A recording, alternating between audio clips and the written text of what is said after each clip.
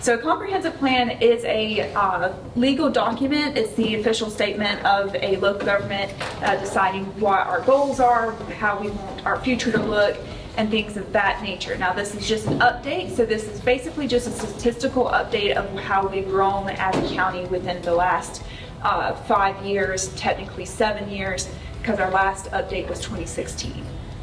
It is actually legally required for us to have land use regulations like setbacks, which is how close houses can be to each other, and minimum lot sizes.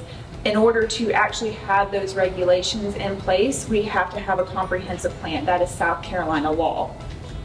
So this is just a procedure of how a comprehensive plan comes to be. So staff will develop it, then Planning Commission will review and make a recommendation of the plan to council. A public hearing will be held, then County Council will review and adopt the plan or make changes if they so choose. And then staff and Planning Commission begins the implementation of the plan. As you can see, our population keeps going up and up and up. Various reasons for this. People are moving from other countries to here, as well as from other parts of the U.S. The 2020 census data is wildly known to be kind of inaccurate, and by inaccurate, it is usually lower than what the actual population is. So our population is definitely more than 203,000, but we have broken that 200,000. Changes from 2010 to 2020 is an 8.9% increase in Anderson County. You can compare that to other decades. Again, that 8.9% may not be accurate. It might be a little bit higher than 8.9%. We have more growth in the United States as a whole, but less than South Carolina. And then we're going to talk about CCDs. So this is the comparison of the CCD's growth rate. As you can see, the Anderson one is increasing steadily, is also the largest. 2010, it was 81,000 roughly population, and in 2020, you guys have an 87,000 population. 2030 prediction for this area is a 93,000 population. So this is the percent change for you guys. It was a 7.5% change this last decade. You've increased about 107.5% since 2010. Anderson County is getting older, so that is important for planning for the future. From an economic development standpoint, our workforce is aging, so that will be something that we will need to at least bring in younger people and retain younger people. It is also important for us to plan for healthcare needs. As you get older, you do need more healthcare, so making sure that we do have adequate facilities for our aging population. And this is our household income. Anderson County is less than South Carolina. Of course, places like Charleston do skew the data because if you live near the coast, you do make more money. But median household income is $50,000. Per capita income is $27,000. Per capita income is taking that average income and dividing it by the population. And then persons in poverty is 14%. We are going down in the percentage of poverty. You're more likely to be employed in Anderson County through manufacturing, healthcare services, retail trade, accommodations and food services, or educational services. So that is important. Those are top 5 jobs in Anderson County. Now the interesting thing about this is those top 5 that I was talking about, retail trade and accommodation and food services being one of our biggest employers, those tend to be lower wages. So that is something for us to keep in mind about how people are employed in Anderson County and the wages that they do make. So this is the comparison of cost of living index. So we have Anderson County, Greenville, Atlanta, Charlotte, and the United States as a whole. For the most part, our cost of living is less, except in one area, our healthcare costs more.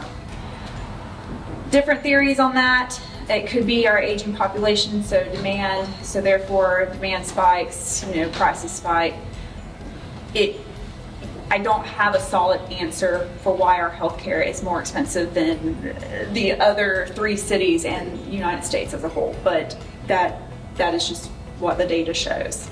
Resilience is the ability of a community to respond, adapt, and thrive under changing conditions, including but not limited to recurrent burdens and sudden disasters. So this does include things like tornadoes, hurricanes, and things of that nature. Anderson County's primary threats when it comes to resilience is our extreme heat/drought, winter weather, which is our ice storms, tornadoes, tropical storms. It does have hurricanes, but for the most part, hurricanes become tropical storms by the time they hit us. Hailstorms, thunderstorms, and heavy precipitation events. That, of course, leads to things like flooding and flash flooding, and then earthquakes. It's important for when we do resilience planning and watershed planning that we realize that the water from Pickens County doesn't just stop at Anderson County's border. Also wise, our water doesn't stop at Abbeville's county line. So making sure that we are including other jurisdictions in our planning, as well as being prepared for where water comes from, because it's not just going to be from here. So the social vulnerability index, it is who, if we did have a natural disaster, who is most likely to be impacted. The good news is a lot of this data that you're about to see comes from our emergency management division. And they have a hazard mitigation plan that they did, I believe, in 2017, possibly 2019. They have done a fantastic job of going ahead and kind of planning for this. So Anderson County as a whole, actually went ahead and planned for hazard mitigation and resilience before we were mandated by the governor. So this is our drought monitor. Droughts are one of our biggest hazards. Winter storms, we typically have about one a year, knocking out power, needing generators. And then tornadoes usually have about one a year. And then hailstorm events, usually about one a year. And thunderstorms, usually about 2 a year. This is notable thunderstorms, ones that our emergency management division determined were notable and did damage. So yes, we do have more thunderstorms than 2, but as far as doing actual damage. And then this is just a map of our 100-year and 500-year floodplains. We do have regulations that do help mitigate the flooding risk if you were to build within a floodplain. We do have regulations that prevent just willy-nilly building in a floodplain, because that is one of the things that the governor kind of wanted to stop, building in areas that are prone to flooding. The 2026 plan has not been completed. It is being worked on now. It is going to be a major project, but things that you will be seeing in that plan are new future land use maps. So we will be going through and consulting the community on how you'd like your community to look in the future. So things to think about when we're discussing the 2026 comprehensive plan for you guys, because involving the community, you guys know your community better than anyone does. You know what your hopes and dreams for this area is. So definitely need your input. I have to be kind of realistic on this. People are coming. So how do we want to manage that? Do we want to focus high density residential in certain areas in order to preserve green space in other areas? What do we want our priorities to be? There is a link on the county website to the current plan that's in place that was adopted in 2016. So the only thing that is changing in the 2016 plan are the figures that she just showed you. 2026 plan, which we are working on, which is due in 2026, will encompass all of the areas that Brittany just spoke about, plus the concerns that you have for development. So we are pro Anderson. The Planning and Development Department, we're concerned about blighted neighborhoods.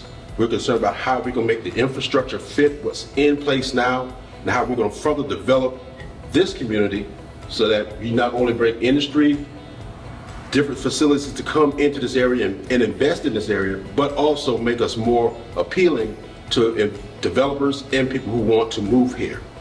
What the comprehensive plan does do, it does, having one in place, does allow us to apply for grants, funding, and all type of assistance in doing that type of development. There are still a lot of communities in South Carolina that do not have a comprehensive plan, and they are not eligible for grants. So this is a very important factor that we in Anderson County took the initiative in 2016 to develop that plan, which expires in 2026. The new plan in 2026 will go to another 10 years, and we have a 5-year update. So in the 2026 update plan that we will do, that plan will go to 2036.